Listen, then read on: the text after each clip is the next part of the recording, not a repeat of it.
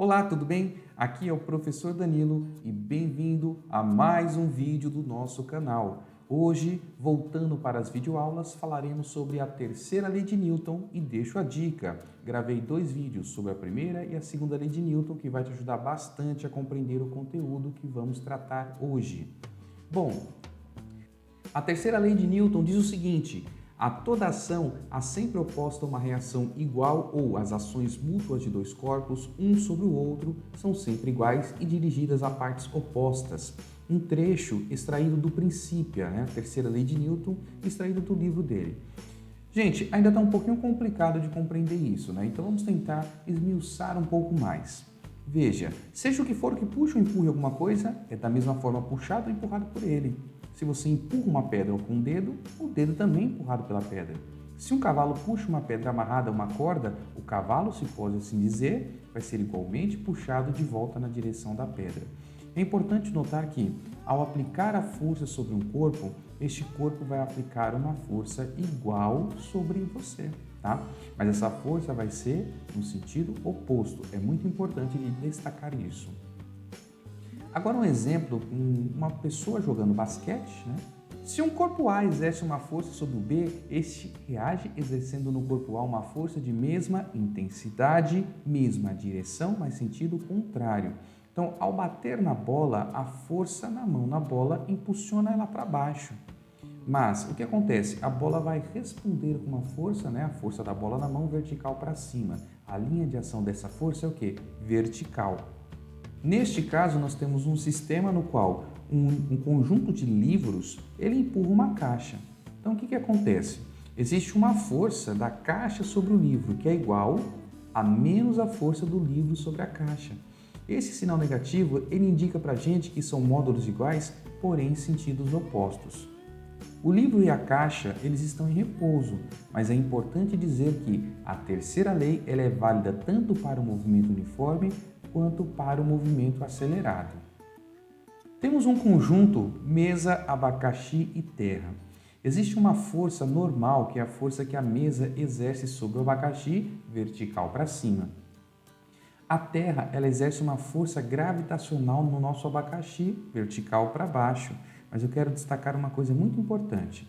A força que a mesa exerce sobre o abacaxi e a força que a terra exerce sobre o abacaxi, elas não formam par de ação e reação, porque isso ocorre no mesmo corpo.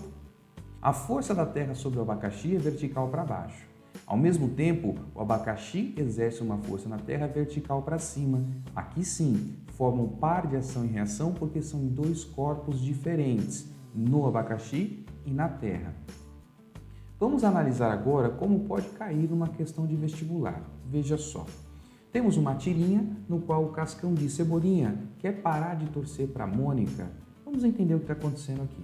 Em tirinhas é muito comum encontrarmos situações que envolvem conceitos de física e que, inclusive, tem sua parte cômica relacionada de alguma forma com a física. Considere a tirinha envolvendo a turma da Mônica mostrada a seguir. Suponha que o sistema se encontra em equilíbrio. É correto afirmar que, de acordo com a lei de ação e reação, a terceira lei de Newton, item A força que a Mônica exerce sobre a corda e a força que os meninos exercem sobre a corda formam um par de ação e reação?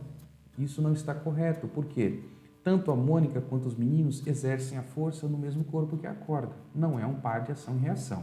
Item B. A força que a Mônica exerce sobre o chão e a força que a corda faz sobre a Mônica formam um par de ação e reação? Não. A Mônica exerce uma força no chão e o chão sobre a Mônica. A Mônica exerce uma força na corda, a corda sobre a Mônica. Tá? São situações diferentes aqui, então vamos tomar um cuidado, tá bom?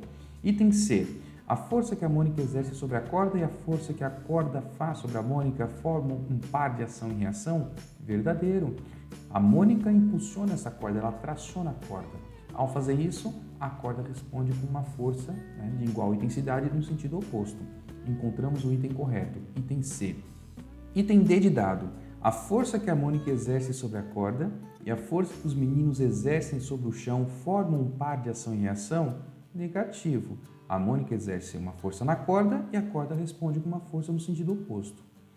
Os meninos exercem uma força no chão e o chão exerce uma força no sentido oposto. Então, o item D está errado. Agora, vamos ver um exemplo um lutador de boxe. Vamos pegar alguns exemplos práticos da terceira lei de Newton no dia a dia. Tem um episódio do Chaves que diz: ele não acertou meu rosto com um soco, eu que dei uma carada na mão dele. Isso faz sentido? Sim, faz muito sentido. Por quê? Quando você acerta um soco no rosto de uma pessoa, existe a força da luva no rosto da pessoa. Ao mesmo tempo, a força do rosto na luva, ela age no sentido oposto.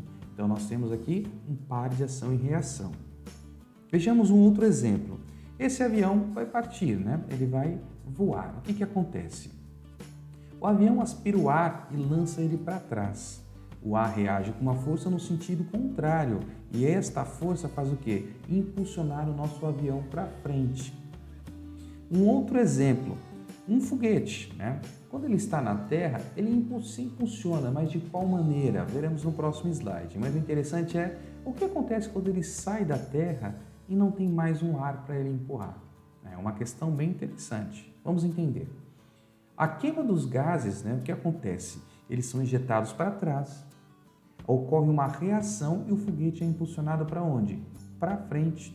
Isso permite que o foguete se movimente no vácuo. Mas por que ele vai se movimentar no vácuo? Inércia, o equilíbrio. Um corpo em repouso tende a permanecer em repouso e um corpo em movimento tende a permanecer em movimento. Lembrando, em movimento uniforme. O nosso último exemplo, quarto e último, fala sobre uma corrida. Mas por que uma corrida? Veja só. Quando você aplica uma força no solo direcionada para trás, o solo vai reagir impulsionando você para frente. Você não escorrega porque há um atrito dos seus pés com o chão. Em superfícies mais lisas, esse atrito é menor, então tende ao escorregamento, né? Então, neste caso, a força de atrito vai atuar empurrando a gente para frente. Professor, mas como isso pode cair numa questão de vestibular? Vejamos. Esta questão ela vai exigir um pouco mais da gente, vai querer segunda lei de Newton, terceira lei de Newton e conceitos básicos de cinemática. Vejamos. Sabe-se que no espaço, livre da ação de forças externas, um corpo, ao adquirir certa velocidade, permanece deslocando-se em linha reta com velocidade constante, conforme a primeira lei de Newton.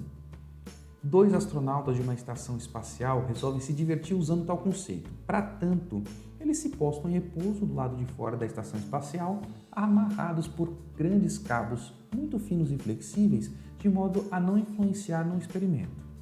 Após um certo momento, eles passam a se afastar um do outro, depois se empurram mutuamente. Considerando que o primeiro astronauta, juntamente com seu equipamento, apresenta uma massa de 90 kg e ele adquire uma determinada velocidade, 2 metros por segundo, qual o módulo da velocidade adquirida pelo segundo astronauta, sabendo que ele, juntamente com seu equipamento, apresenta uma massa de 75 kg? A questão aqui é a seguinte: no começo do exercício ele fala que esses corpos, ao adquirirem velocidade fora da Terra, eles vão ter esse movimento constante. Ele diz que dois astronautas eles ficam um de frente para o outro e se empurram mutuamente, ou seja, com a mesma força. Um vai em uma determinada direção e sentido, o outro nesta mesma direção e no sentido oposto. O conjunto por maior massa, né, o astronauta com maior massa, ele tem 90 kg e ele adquire uma velocidade de 2 metros por segundo. Mas nós temos um outro conjunto com outro astronauta com 75 kg. A pergunta é: qual vai ser a velocidade desse segundo astronauta que tem a menor massa? Vamos resolver esse problema. Alguns conceitos básicos precisam ser estabelecidos. Por exemplo, os astronautas partiram do repouso, ou seja, eles têm velocidade 0 metro por segundo no começo.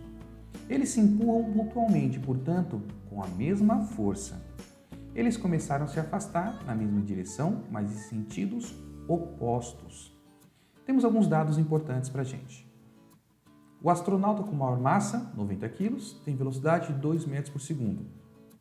O astronauta com menor massa, 75 kg, tem velocidade, não sabemos ainda. A força que um exerce sobre o outro é igual, portanto, sabemos da segunda lei de Newton que massa vezes aceleração é igual à força resultante. Portanto, massa 1 vezes aceleração 1 igual massa 2 vezes aceleração 2. Lembra que eu falei que precisamos de conceitos de cinemática? Vai aparecer aqui, ó. A aceleração é igual à variação da velocidade sobre o tempo. Então, vou substituir na aceleração 1 e na aceleração 2. mais um conceito de cinemática. A variação da velocidade é igual à velocidade final menos inicial. Então fica V1 menos V0 sobre tempo e do outro lado, ó, V2 menos V0 sobre tempo. E o que a gente percebe? Que os astronautas partiram do repouso, então velocidade zero, né? Velocidade inicial é zero, então vai desaparecer aqui da nossa equação. Percebemos que esse movimento ele acontece ao mesmo tempo, ou seja, eu tenho o mesmo tempo para o astronauta 1 e para o astronauta 2, e também o nosso tempo não vai mais aparecer na equação. Então vamos substituir. A massa 1 é 90, a velocidade 1 é 2, a massa 2 é 75 e a velocidade 2 é o que nós queremos encontrar. 2 vezes 90, 180, é igual a 75 V2. O 75 vai dividir o 180 e nós obteremos o valor de 2,4 metros por segundo. Portanto, o astronauta que tem a menor massa vai ter a maior velocidade. E o astronauta que tem a maior massa vai ter a menor velocidade. Turma, terminamos essa nossa aula. Espero que vocês tenham gostado, que ela tenha ajudado na compreensão da primeira e da segunda lei de Newton. Fica a dica, quem não assistiu ainda, vá até o canal e visualize esses 2 vídeos, vocês vão gostar pra caramba, tá bom? Então, gente, até o próximo vídeo e bons estudos!